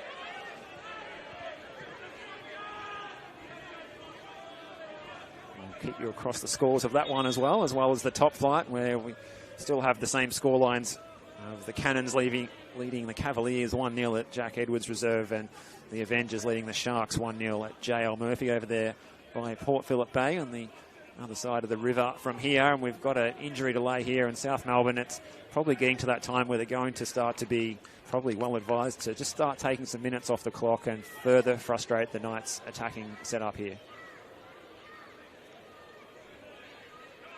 So the Knights are better off taking a defender off and putting another attacker on. You've got Pethirotis or Lettieri to come on and just keep throwing numbers forward. No need to have your central defenders on the park at the moment. South Melbourne with no desire to attack them. I've got no strikers on the field to defend against. Just need to find a way to create some space. It's so congested at the moment. It's just Groundhog Day in their attacking moves. Just pass it around a little bit, find someone free out wide and knock it into the area. Might as well get more numbers inside the box. Here's a chance for the substitute, Alex Hurd. He just elects to take the conservative option. He's going to play it forward in that moment. It's a good ball from Steve White. Almost looked like a good touch on the surface there by Fraser Dunlop, but it crosses the touchline. Alex Hurd's going to play that ball forward. There's the one time that South Melbourne were a little bit stretched.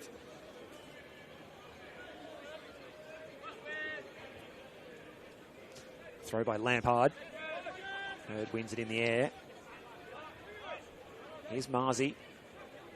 Hasn't been his night so far, but he's the kind of player equipped with the skill set to unlock a packed defence as he tries to do just that here, and he's got Harvey Lopez at full stretch, tipping that one away as he's shot from 25 to 30 yards out there.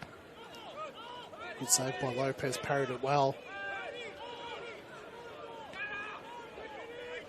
The goal for the Knights in the next few minutes would set up a grandstand finish. Anastowski's touch was a little skew-if. Here's Steve White. Steve White acting as player coach a couple of weeks ago. Can you get the feeling that you're better off playing Steve White probably out wide at the moment? There's no need for him to be centrally as well. You're not creating any chances from that middle area. He does have a good delivery on him, and that's where all these moments are coming from, out wide. Well, here's the space out wide now for Hurd.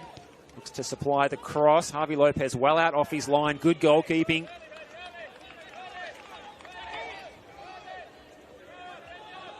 The Knights trying to get these crosses away from Harvey Lopez. This one to the back post. It might sit up here for Marzi, and his shot has blazed over the crossbar. Well, these chances like that have been precious and few and far between for the Knights, and that attempt, well, it just needed to be on target. Yep, again, another little bit of space, and this game's all about moments now, and that was the moment there for Marzi's. You know, you've got to get your head down and hit that low and hard. Blazed it over the bar. Golden opportunity for the Knights. If you compare that to, it's probably fairly comparable to that second goal by Jack Pope, a very similar situation. On the preferred foot, sitting up nicely. Jack Pope put his on the top corner. Obviously, he was high on confidence from scoring an absolute banger a few moments earlier. If you have just joined us, it was Pope scoring from about 30 yards on 11 minutes, and then from the top of the box on 16, and he was sent off on 37. That's his narrative that bookends the game state that we find ourselves in here, which is a 10-man South Melbourne defending. As the ball comes into the box again from Hurd, throwing himself at it there was Dunlop. But, that is the game state that we find ourselves in here with just over 15 minutes of regulation time left. The Knights needing a goal to make things interesting here, but needing a goal to give themselves some confidence in this relegation battle that they find themselves in, sitting on the bottom of NPL Victoria here in season 2025 in round 15 of the competition, with just 11 games after tonight to save their skins and their top flight status. You get the feeling if they can get one, that it might be a little bit of panic stations at South Melbourne. They're extremely comfortable now, but that one goal can definitely shift things. To see that goal, if it went in, it would give them some belief. At the moment, they're really lacking that, which you would imagine, given the current situation, they're in 6 straight losses in the league. That's why they needed to get that goal before half-time. Would have allowed South Melbourne not to set up like this. You go into the break 2-0 up, a man down. It's a no-brainer to come out with this for the next 45. They won't really care about the style of play at the moment. It's all about the 3 points for them. Little 7-9 from Hurd. It was kept in by Morton, but only as far as Yankovic. Knocked down by White, who's going to pick up his own second ball here. This is Steve White. He was closed down by Halfpenny as he looked to get onto his preferred left foot. Into the box by Dunlop. It's a useful ball. It's causing a little bit of a headache for the South Melbourne defence. But again, Harvey Lopez, who's had a really good second half. He's been called on a number of times to come and claim crosses more than anything else. And his shot stopping has been on point as well. That was a better ball into the area this time from Dunlop. Well, the VPL 1 fans on the stream will be keen to hear that there's been an equaliser down at Kingston Heath. Bentley Greens 1, Melbourne City 1. So top of the table clash in that comp is living up to the billing there down in the southern suburbs of Greater Melbourne tonight, as the Knights here in the northwest trying to make something happen here. They need to get the ball rolling, get this game swinging their way. Carrigan, oh, he's just slipped on the heavy turf there. It's been a dry night after a wet day, but it's a damp pitch underneath. The rain has held off. It's 15 degrees here, just dropping down to 14. So good conditions for these players, really, as Spiteri, the halftime sub, is looking to get a cross in. He checks to see who's in the box. Didn't really like what he saw. Charlie Leach, not the best aerial target to float the ball into.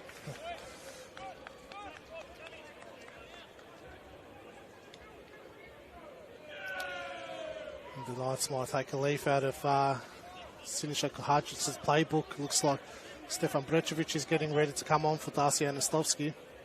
Will they stick the big man up front, perhaps? Not a bad move when you really all your moments are coming from crosses into the area. He's got a big presence about him. Got to survive this first. Well, South not getting too many players caught up in this attack, so I fancy the Knights should be able to deal with this, but they've got to deal with Yankovic and Halfpenny. And then Leach is lurking at the back post, but there's not too many players forward in white shirts, which is sensible for Sinisa Kohadzic not wanting to be vulnerable to the counter-attack. That's a good sliding challenge by Francu. This is Sam Francu on the far side. Heads to the corner flag. Didn't see too many allies, but he's done really well there and got the decision for the way of his team. They're going to take their time over the restart again here as they send over Robert Harding to take the throw. That slip by Carrigan in the middle of the parks really cost them a few minutes here. And South Melbourne able to get the ball up the field for the first time in this half and just kill a few minutes off the clock. Well, here's the opportunity for the counter-attack, but South getting plenty of players back behind the ball quickly. And again, you mentioned Alex Hurd not playing forward directly. He's gone back again there. Absolutely no need to go back in these situations. Marzi picking up the second ball. This is a good opportunity for the Knights here, building up, but they go back again. Morton looks up and sees a wall of white shirts. He's Hurd in a bit of space. Spiteri coming across to close him down. He's got Anastosky to play to his feet. Back to Carrigan. Marzi in the central position now. Hurd's got Dunlop out wide.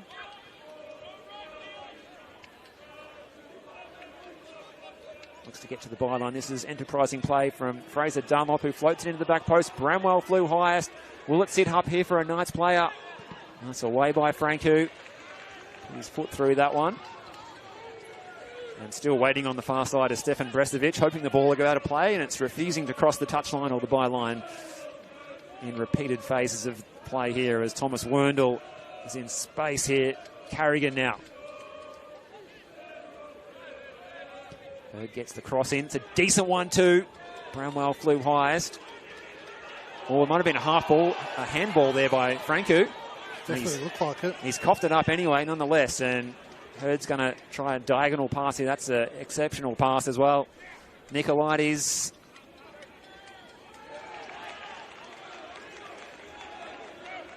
Knights corner. And what better time than to make the change and bring on Stefan Brestovic. Tallest man in the Knights squad. Perfect timing to come on, really, with the set piece.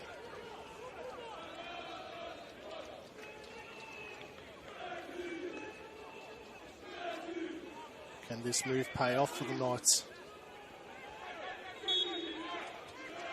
Brestovic is all on his own on the penalty spot. He's going to get his header on this, and the new player on the park with his first touch could have got things back to 2-1 there if he had have kept his header down.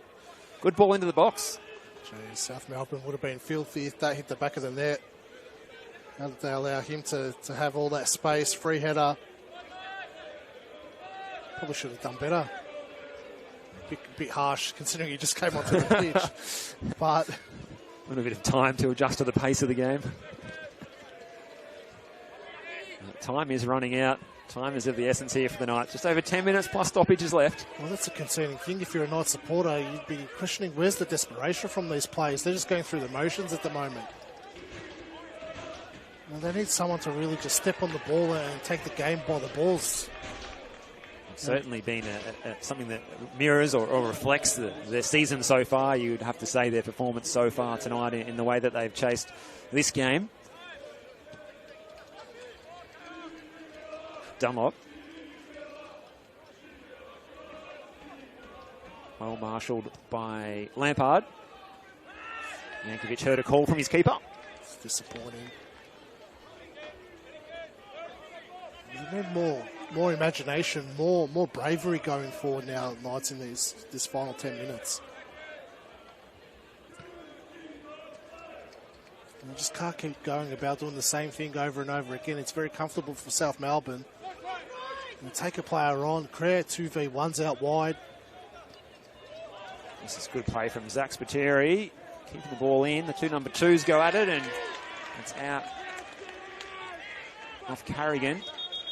I'm going to see another change here for South. It's like an opportunity for the former Western United youngster Campbell Doverson to make his 4th appearance for the senior side so far this season for South. And Robert Harding, he's put in a power of work chasing and harassing up front. Gets a round of applause from a gaggle of South Melbourne fans gathered at the southern end of the venue as he heads off the field and makes the long walk around.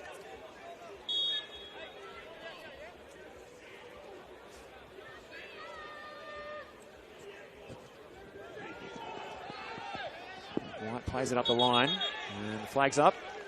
It's going to be a corner. The last thing that the Knights wanted. Steve White's first touch was shocking there. Just travelled over the byline for a corner. Killed any momentum that they were starting to build.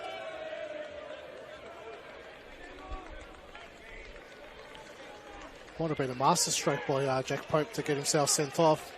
I feel like if this game was 11v11, would have played out a little bit differently in the second half. I'm sure South Melbourne would have gone into a more defensive mindset, but it would have been a lot more open for the Knights in attacking phases. Well, there's no one in the box to get on the end of the corner, so it's going to be taken short, obviously. And then South are going to cough up possession here. Dunlop's going to get there first. Again, good pressure by Lampard, who's one of those real high-pressure players today, always putting the Knights players under the pressure, under the pump, walking the tightrope of fouls at every challenge he makes.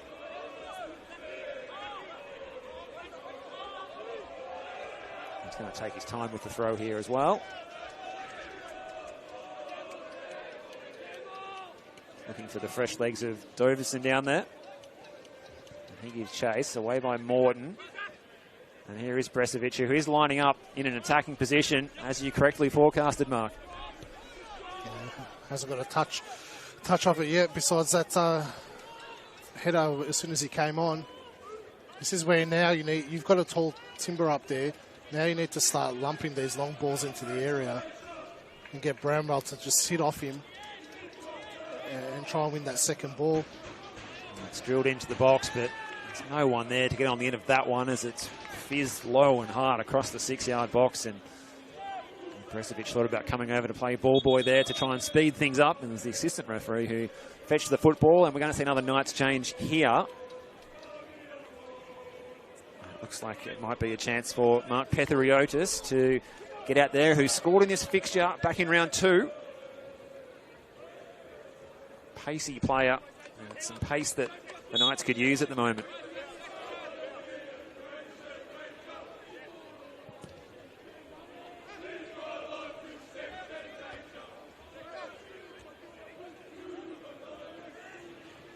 Doverson. Can't see any allies, so he's going to have to just go towards the corner flag here, you fancy. Goes to ground.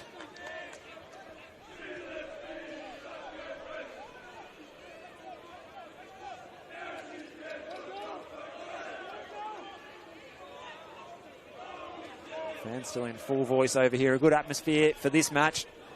And the Knights fans just hoping that the on-field action will match the atmosphere that they're generating in the stands. At the moment, it's not the case. This is Hurd. He's got time to float the cross in. It's a decent ball, and they're queuing up at the back post. The flag was up on the near side here. Well, a really good ball in by Alex Hurd. That's what the Knights have been looking for. Fantastic ball from Hurd. You know, that's exactly what you just said. That's what they've been wanting to do all game, really, to get a ball into the area like that. I'm not sure if that was offside or not, Steve. I don't know what run the assistant referee saw there. But again, Bramwell just couldn't get on the end of it. Oh, it might have been Stefan Bresovic who was just in front of the last defender as the ball was floated in. Well, floated is probably not the right term. It was really driven in, and it was hard for South to defend, and it caused a bit of carnage.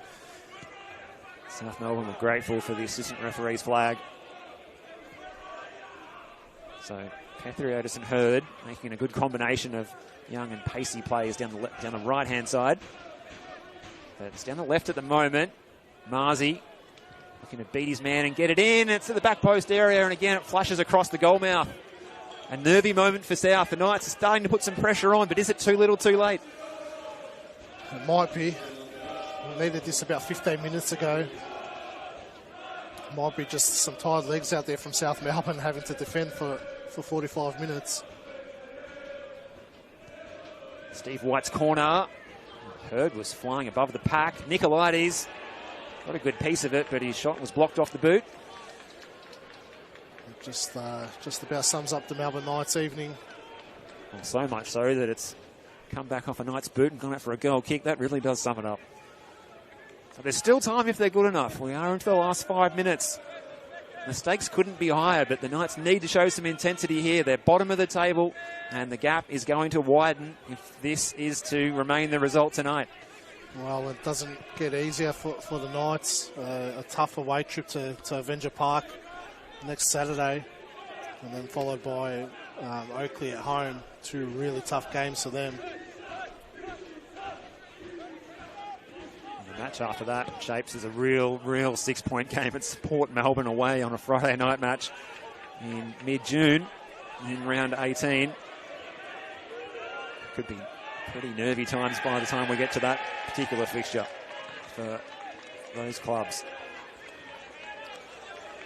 Although, fair to say the Port Melbourne side might be turning things around under Maxim Gajdowski. Watch this space. I think on the flip side, South Melbourne should take a bit out of this performance.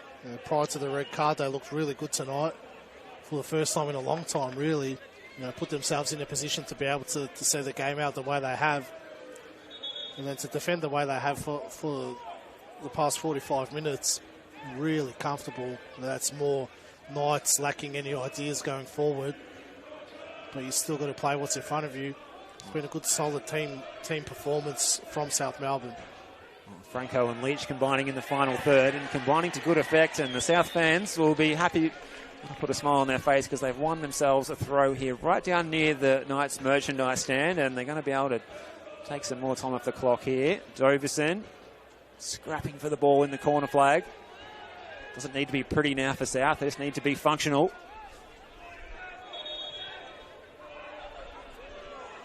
Could boil over here again, but cooler heads prevail. As Franco played it against Nicolaides after the ball had gone out, and there's a chance here for the counter-attack for the Knights. This is Hurd.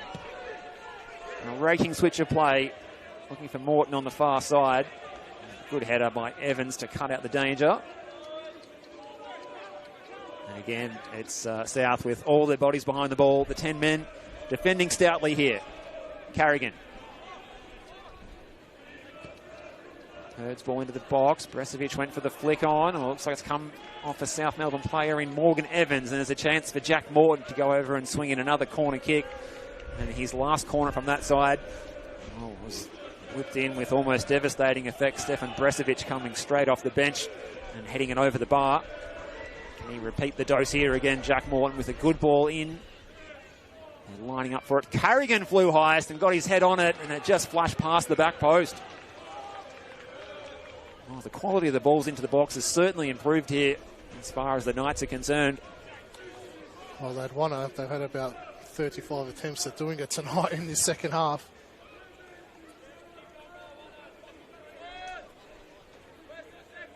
Just feel like this game could go for another 2 hours, Steve. Knights wouldn't be able to find an avenue to goal at the moment.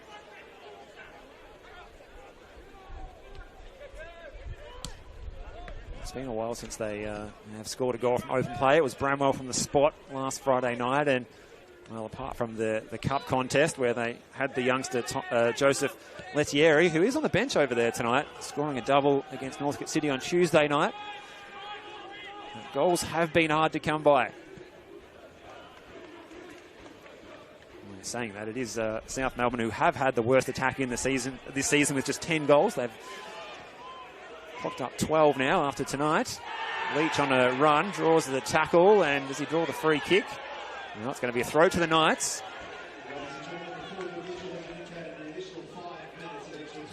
Here at 5 minutes is the added time that the Knights have to try and salvage a point from what's been a disappointing night for them. They were jumped at the start. Jack Pope on target early, twice. And then the 10 men, after Pope was sent off, have defended well. It's into the box by the substitute Hurd.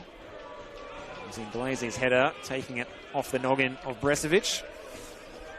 Not sure where they got 5 minutes from, Steve. It's been a very uneventful second half. Perhaps the fourth official being a little kind to the cause of Melbourne Knights, what they find themselves in tonight. It's Hurd in acres of space again. He's got Pethriotis down the line. He decides to get it in early into the box. Good defending Yankovic, who must be missing his lieutenant that always sits next to him in Marshall at the moment, but he's marshalling the troops back there really well as Yankovic. And there's a problem for Inglazy, who, he's in a real bit of pain here. Lucas Inglazy, who's hopping around on one leg. But if South used all their sub windows, I think they might have. He's going to have to run this off. This is the moment for the Knights. It's in a half-decent position. Have to score from this moment. Steve White is capable from these sorts of positions. It's White and Morton.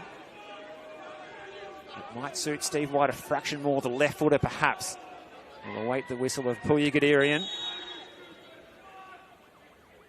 And it will be Steve White. It's over the bar, and that's symptomatic of their performance tonight. Yet another shot, unable to test Harvey Lopez. That's the ball game there, Steve. That was the moment Knights, if they could have scored from that, good 3-4 minutes to throw everything at it. Yankovic has been superb in defence for South Melbourne tonight, really dealing with those crosses, reading them really well, getting himself into the right positions. Glazer's really struggling out there. They've thrown him back up forward now just to hobble around. And the worst thing that could happen for him, and they've kicked the ball to him as well. And now he's down again. He's got an injury to both legs, you fancy.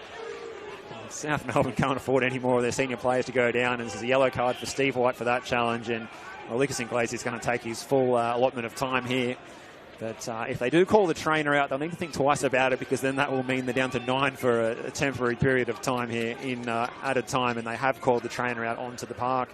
Well, he's been hopping around like a giraffe who's stepping on a bonfire at the moment. That's really poor from Steve White as well. The clock's winding down. No need to give away a foul like that and get a booking. You've allowed South Melbourne to kill some time off the clock. Got a free kick in a position like that. Well, they'll kill some time, further time with that. If I was them, I would just turn around and hoof it back to Harvey Lopez. South Melbourne can just about start getting prepared for their next clash on Tuesday night against VPL 2 side, sitting on the bottom of VPL 2, in fact, actually, as well, is Pascoe Vale. So they will fancy themselves to maybe, as you mentioned, might maybe field a youthful side and just see what happens on Tuesday night. And then some good fixtures as well. Melbourne Victory is their next match next Sunday. That's at home. Then they're away to St Albans, and then they're home to Preston, where they're looking for some retribution after their meeting earlier in the season at Genesteel Stadium, where they certainly had their pants pulled down a little bit there. Well, they could really turn their season around in the next 2 weeks. Victory and St Albans. Flicked on awkwardly, but it knocks a fortune as it goes all the way through to Harvey Lopez, who goes down on all fours to take a couple of extra seconds off the clock, and we're just about there for South Melbourne now. South Melbourne fans who've travelled here will definitely feel that it's been worth the trip. A couple of great goals by Jack Pope, and then a good defensive performance from Marko Jankovic and Harvey Lopez in particular. Here's Franco, who's the youngster's been out there for the full 90. He's going to hunt towards the corner flag down near the Knights Social Club. Knights get the throw. The 5 minutes have now elapsed. We're at the discretion of referee Puyi Gadiria now. But South Melbourne will be getting ready to belt out the team song after a much-needed win. Their first win since these sides last met back in February. It's just staggering that this would be their first league win since. Looks like Inglese's recovered from that injury. Well, he would have been through for potential third goal for South there, but the referee Puyi Gadirian has sounded his whistle for a free kick for the Knights, and this is well and truly got to be last roll of the dice.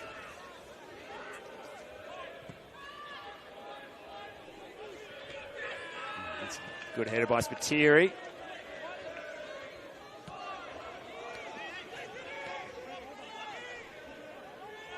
Steve White floats it into the box. Marzi making the running. Oh, can he keep this in? Well, he can, but only to the advantage of Marko Jankovic, who might be the man of the match elect. And it's been a professional performance by South. They got the running early. They jumped the Knights on their own patch in the opening 10 minutes, taking the lead. A fine strike by Jack Pope, and then a second by Jack Pope. And it didn't matter that Jack Pope was sent off because they were able to defend with 10 men. And the Knights, well, they didn't really look like scoring, Mark. No, never looked like scoring. Like I said before, that game could have gone on for another 2 or 3 hours. Knights wouldn't have hit the back of the net. Really disappointing performance from them yet again this season. South Melbourne, really, like you said, professional performance. Came out of the blocks firing, started the game like a house on fire, got their 2 goals that they needed. And the red card really changed the game, probably in the favour of South Melbourne in the end. Knights weren't able to capitalise on it before the halftime break and allowed South Melbourne to just put numbers behind the ball in the second half, and Knights this season don't have the quality to break down a defensive setup like that. Well, on a difficult night for the home fans here at Topset Stadium, the Knights 22 attempts on goal, just unable to trouble Harvey Lopez and this South Melbourne defence, a South Melbourne side that was without Brennan, Archibald, Mells, Marshall and Nicola. But they got the job done through the youngster. They fielded a young midfield of 19 and 20-year-olds, and it was a little bit of lack of experience from Jack Pope after he was the star. But it's his goals that separate the sides anyway. And, well, he will get a little holiday for his wrongdoings in the first half. But it's all good news for Sinisa Kohadzic, who gets his first win as the head coach in the NPL Victoria with South Melbourne. And it's a horrible start for Jonesy. John Markowski jumps in the opening minutes, and then really they were playing catch-up football for the rest of the night. What can they do in the coming weeks to try and right the wrongs that they have as it stands at the moment in this dire season 2025? I think the players need to have a hard look at themselves, really. You know, the way they started the game was poor, not probably acceptable for a Melbourne Knights team in such a big game. They really froze and weren't ready for this game mentally. You know, they need to start pulling their fingers out, really, if they're going to have any hope of surviving this season. You know, you don't want to be labelled as a player that played in the team that was the first Melbourne Knights team to get relegated. And they really need to start digging deep and finding a bit more passion and desire. And like I said during the game, bravery and courage as well in games. You know, it's all well and good having a bit of talent, but it's the mentality that's going to get them over the line. And at the moment, unfortunately, we're not seeing that.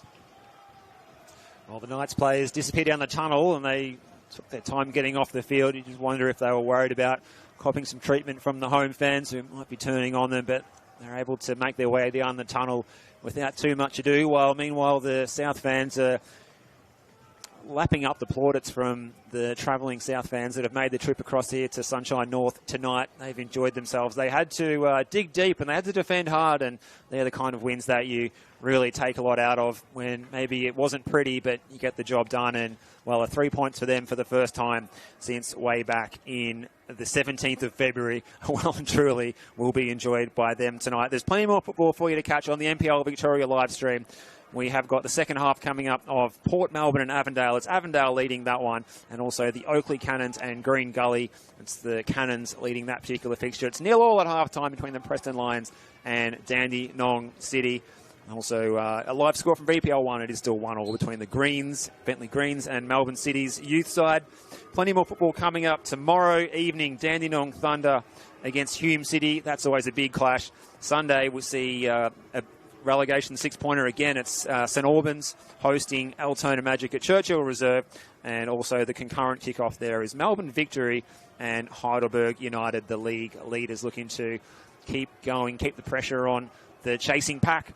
But thanks for your company tonight, Mark. It's been a pleasure to be here to oversee this match. It's been a difficult night for the Knights, but John Markowski will be working hard to turn things around for them in the coming weeks. I've been Steve Curtin. Thanks very much for your company tonight on the call of this one. And it is, well, a jubilant South Melbourne that disappeared in the tunnel. 2 goals for Jack Pope. He was sent off for his troubles as well after that, but it didn't matter. The Knights ended up going down by the 2 goals at full time from Topset Stadium here. Friday night football, NPL Victoria, round 15. It's Melbourne Knights 0, South Melbourne 2.